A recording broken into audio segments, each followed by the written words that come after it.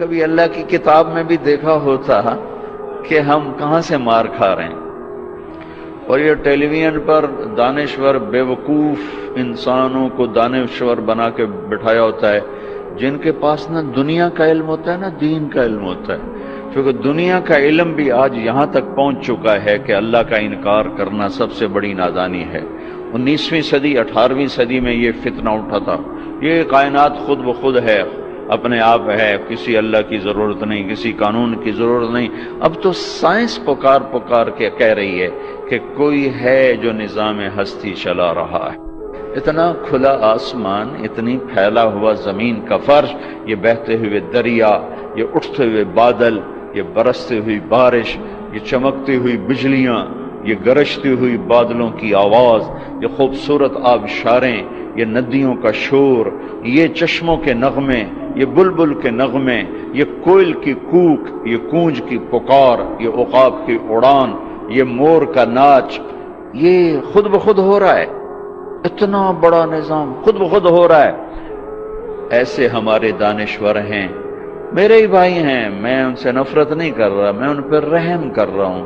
ان کو پتہ کوئی نہیں ہے، یہ جانتے نہیں ہے، جانتے تو ایسی فضولیات، پیسہ ہی خدا بن گیا ہے نا۔ ارأیت من اتخذ الہہ ہواہ واضلہ اللہ علی علم، یہ وہ لوگ ہیں جنہوں نے خواہش کو اپنا خدا بنا لیا ہے اور خواہش کے آگے سجدہ ریز ہیں۔ ہمیں ملنا چاہیے، ایمان بیچ کے ملے، کردار بیچ کے ملے، ملک بیچ کے ملے، ضمیر بیچ کے ملے، نسل داؤ پہ لگ جائے، مجھے ملنا چاہیے۔ پہلے اللہ اپنا دعویٰ ثابت کرتا ہے، ما یفتح اللہ للناس من رحمت فلا ممسک لہا۔ مجھے یہ بتاؤ، اگر میں تمہارے دروازے بند کر دوں تو پھر کوئی کھلوا لے گا؟ کوئی ہے کھول کے دکھا سکتا؟ ما یفتح اللہ، اگر میں تمہارے دروازے کھول دوں، کوئی سازش کامیاب ہو سکتی؟ یمسک السماوات والارض ان تزولا، زمین آسمان کو تیرے رب نے تھاما ہوا ہے۔ اللہ اکبر۔ یولج اللیل فی النہار ویولج النہار فی اللیل، راتوں کی تنابیں کھینچ کر سکیڑ دیتا ہے، دن کی تنابیں کھینچ کر سکیڑ دیتا ہے۔ میں دن اب چھوٹے کر رہا ہوں، تم لمبے کر کے دکھا دو، میں اب راتیں لمبی کر رہا ہوں، تم چھوٹی کر کے دکھا دو۔ الشمس والقمر والنجوم مسخرات بامرہ، سورج، چاند، ستارے، سیارے تیرے رب کے غلام ہیں، تیرے رب کے تابع ہیں۔ قل ارأیتم من جعل اللہ علیکم اللیل سرمدا الی یوم القیامہ من الہ غیر اللہ یاتیکم بضیاء افلا تسمعون۔ ہے کس پیار سے اللہ سمجھاتا ہے اور کس نادانی سے ہم اس کے دلائل کو ٹھکراتے۔ میرے بندو، ایک بات تو بتاؤ، میں یہ رات کھڑی کر دوں تو کوئی ہے دن لا کے دکھاتا؟ کہ میں رات کھڑی کر دوں، کوئی ہے دن لا سکتا ہے؟ تو کیا اپنے اللہ سے پوچھے بغیر ہی دانشور بنے بیٹھے ہو؟ قل ارأیتم ان جعل اللہ علیکم النہار سرمدا الی یوم القیامہ من الہ غیر اللہ یاتیکم بلیل تسکنون فیہ افلا تبصرون۔ یہی دن جو کھڑا ہوا ہے، اسے ہی میں کھڑا کر دوں تو کوئی ہے جو رات لا کے دکھا دے؟ کوئی ہے جو تمہیں نیند دے کے دکھا دے؟ جس رب کی کائنات میں بادشاہی، بحر و بر پہ بادشاہی، عرش و فرش کا شہنشاہ، جو شراکت سے پاک، پارٹنرشپ سے پاک، جو ذوف سے پاک، کمزوری سے پاک، جہالت سے پاک، ظلم سے پاک، بیوی سے پاک، بچے سے پاک، نہ وہ باپ ہے نہ وہ بیٹا ہے۔ قل هو اللہ احد، جو بے مثال ہے، اللہ الصمد، جو بے نیاز ہے، لم یلد، جو کسی کا باپ نہیں، ولم یولد، جو کسی کا بیٹا نہیں، ولم یکن لہ کفوا احد، کوئی اس جیسا نہیں۔ اس سے نہیں پوچھتے، اور بے وقوف دانشور بٹھائے ہوئے ہیں جنہوں نے ساری نسل کو گمراہ کیا ہوا ہے۔ وہ قابل رحم ہیں، انہوں نے پیسے لیے ہیں، انہوں نے پیسے لے کر میدان گرمانا ہے تاکہ ٹیلی ویژن والوں کو اور پیسے ملیں۔ میں میڈیا کو بھی کچھ نہیں کہتا، میرا ہی قصور ہے، میں نے محنت نہیں کی، میں نے نہیں سمجھا۔ ممبر نے کون سا حق ادا کیا ہے؟ ممبر نے بھی آگ برسائی ہے، ممبر نے بھی نفرت کو پھیلایا۔ یہ جگہ تو محبتوں کے بانٹنے کی تھی، محبتوں کو تقسیم کرنے کی تھی، لیکن ہم محروم ہو گئے، محروم۔ کوئی محرومی ایک طرح کی نہیں آئی۔ جس ممبر نے دلوں کو کھینچنا تھا، جس ممبر نے امت کو جوڑنا تھا، جس ممبر نے کالے اور گورے کو جوڑا، میرے نبی کے آخری جملہ ہے خطبہ عرفات کا، لا ترجعوا بعدی کفارا یضرب بعضکم رقاب بعض، میرے بعد کافر نہ ہو جانا، ایک دوسرے کی گردن کاٹتے پھرنا، اور سننا ولا تسودوا وجہی یوم القیامہ، قیامت کے دن مجھے شرمندہ نہ کرنا اللہ کے ساتھ۔ کلاس کے بچے فیل ہو جائیں تو استاد شرمندہ ہو رہا ہوتا ہے، چاہے استاد نے پوری محنت کی ہو، شرمندہ ہو رہا ہوتا ہے کہ میری کلاس فیل ہوگی۔ اگر آج کوئی مسلمان ہے ہی نہیں، میرے نزدیک آپ کافر، آپ کے نزدیک میں کافر، ان کے نزدیک وہ کافر، ان کے نزدیک وہ کافر، تو پھر مسلمان ہے کون؟ اگر یہ سارے ہی کافر ہیں تو میرے نبی کہہ رہے ہیں لا تسودوا وجہی یوم القیامہ، دیکھو مجھے قیامت کے دن شرمندہ نہ کرنا، رسوا نہ کرنا۔ میں یہود کا گلہ کیا کروں کہ وہ ہمارے گلے کاٹ رہے ہیں، میں ان کا کیا کروں جو روز کراچی میں لاشیں گرا رہے ہیں؟ وہ یہودی ہیں جو پنجاب میں لاشیں گرا رہے ہیں، جو سرحد میں لاشیں گرا رہے ہیں، جو سندھ میں لاشیں گرا رہے ہیں، جو بیویوں کے منہ پہ تیزاب پھینک کے انہیں دردناک عذاب میں مبتلا کر رہے ہیں، یہ یہودی ہیں؟ عیسائی ہیں؟ جہیز نہ لانے پر بچی کو جلا رہے ہیں، یہ یہودی ہیں؟ بیٹی پیدا ہونے پر اس کے منہ پہ تیزاب، پڑھو اخبار کی خبریں۔